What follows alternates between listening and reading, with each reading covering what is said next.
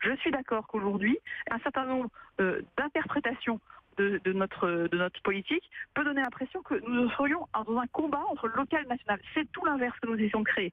Que les Français, là où ils vivent, au niveau local, il y ait des politiques publiques qui fonctionnent bien, qu'au niveau régional, il y ait des politiques qui fonctionnent bien, et qu'au niveau national, il y ait des politiques qui fonctionnent bien. J'entends bien, Amélie de Montchalin. J'étais en ligne avec le maire de Sassenage, c'est dans l'Isère, une des communes de plus de 10 000 habitants qui a augmenté sa taxe d'habitation, 12% d'augmentation.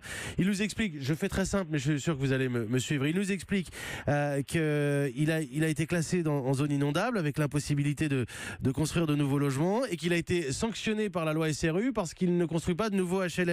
Résultat, il est impacté financièrement. Il expliquait par ailleurs qu'il avait perdu des centaines de milliers d'euros de baisse de dotation de l'État.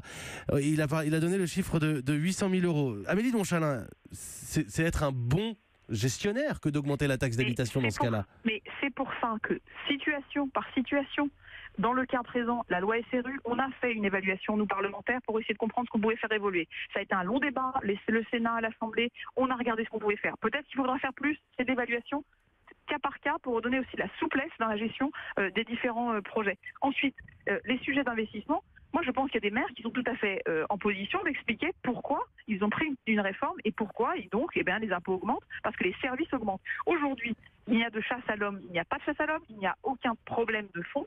Il y a la volonté de dire aux Français qu'est-ce qui dépend du niveau local et qu'ils aient une discussion de politique locale avec leur maire, et qu'est-ce qui dépend du niveau national, et ça c'est la politique de Domino. Amélie de Montchalin, juste pour bien comprendre ce que vous me disiez au début de l'interview, vous vous désolidarisez complètement du hashtag Balance ton maire ?